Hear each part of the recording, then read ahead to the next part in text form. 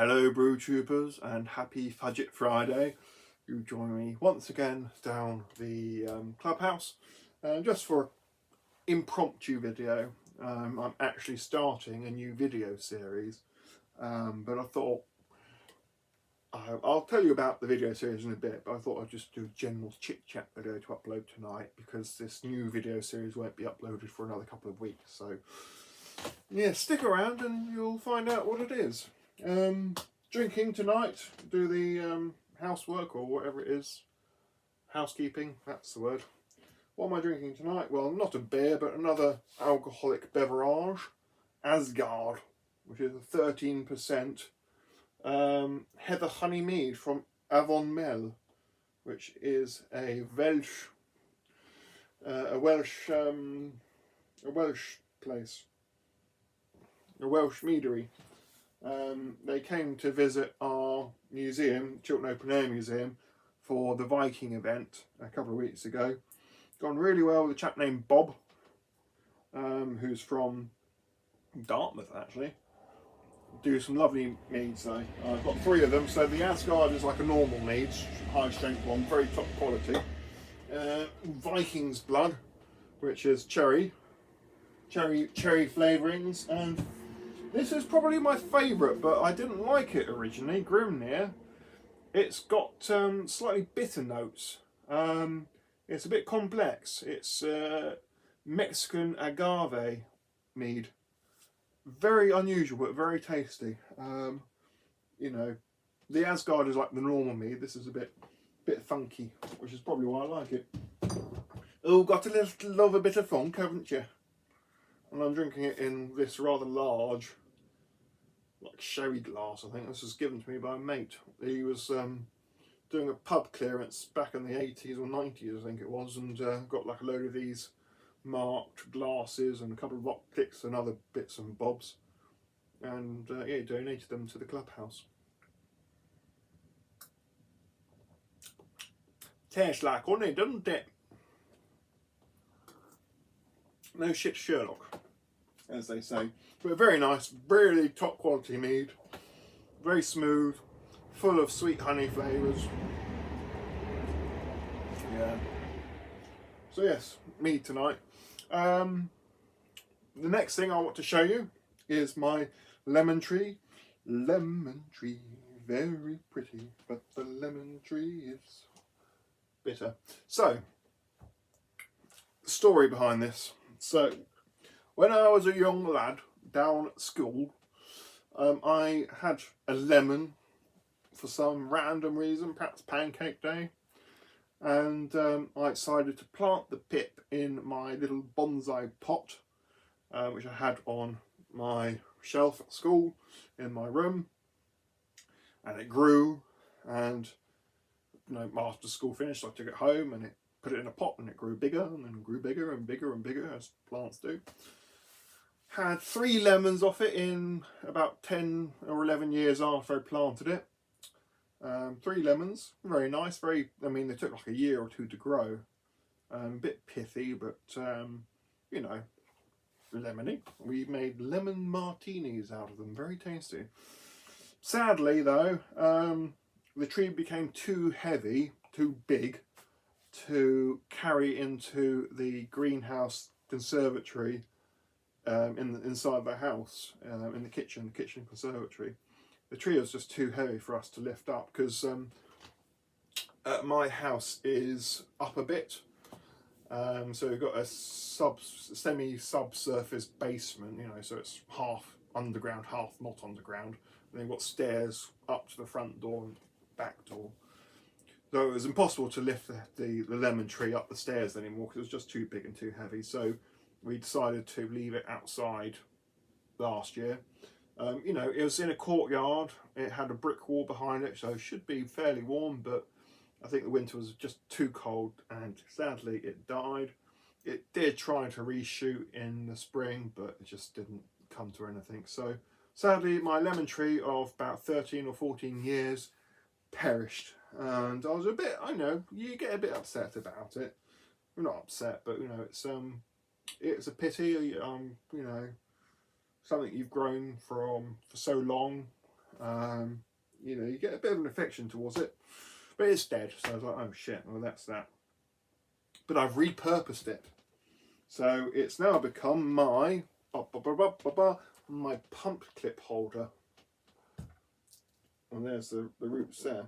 So it's, you know, self-supporting. So there's the tree there, and all the pump clips that I used in the clubhouse are on it, and it stands upright in the corner. And you know, if I have one of the beers on, just take the pump clip off, put it on the pump, and it's done. So it's just a way of tidying them up, self-standing, and you know, I haven't lost that sentimental lemon tree which I grew for good sort of 13-14 years from school. Bit sad, I know, but I think it was appropriate. Yes, lemon tree. Yeah, the lemons were still quite nice. We had a lemon martini from them, which was tasty. Anyway, so that's the lemon tree. The next thing is this new video series I'm doing. So, long story short, no, let's make a long story long. Why not? I've got time. Yes, so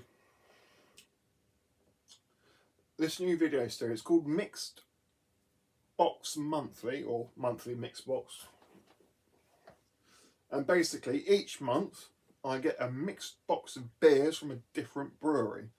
Some of them more, you know, moderately well known, but not quite so mainstream breweries.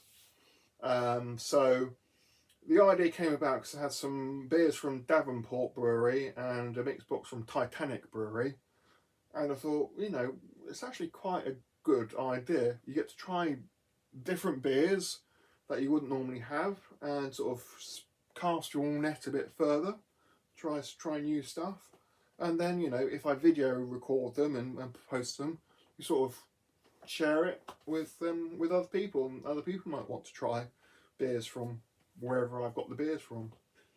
You know, it could even be a thing which other people join in. You know, you spend £30 or £40 each month buying a mixed case of beers, something you enjoy, do some tasting notes or whatever, and try and support local breweries which are always in need of support.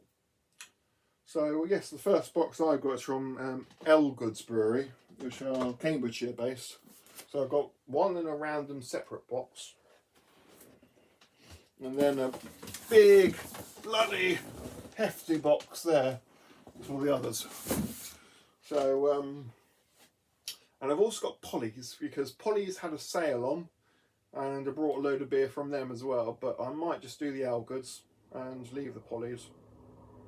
I haven't made my mind up, but I'll probably do the Elgoods first, since that arrived first, and then do the Polly's in November. So I've had a couple of beers from Polly's and Elgoods, and they've both been very good. So yeah, so that's a new video series, Mixed Box Monthly, where I try a new mixed box of beers from a brewery each month. So, you know, 12 a year. I think it'd be quite a good video series. As I said, you don't do it all in one night. You do it over a course of a couple of nights. Film yourself drinking the beer and your notes and reviews. Do an introductory video, then a sum up, and then just mash it together in one longish, you know, 30-40 minute video. Anyway, I'm going to leave it there. I'm going to stick by Rusty's nearly 10-minute rule. We haven't seen many videos from him lately, have we? Just saying. Right, well, I'm going to finish this glass of mead. I'm not staying up too late tonight because I'm off to Lincoln tomorrow, behind a steam train from Watford. So going from Watford to Wembley, the steam train comes on, then going up the North London line to Finsbury Park. The diesel at the back of the train will drag us back into King's Cross, King's Cross to Peterborough, Peterborough to Lincoln, 3 hours in Lincoln, visit a couple of the pubs, then come back via Newark, down the East Coast Main Line, back to King's Cross, then back to Finsbury Park, and then back to Watford Junction. So Should be a nice day out.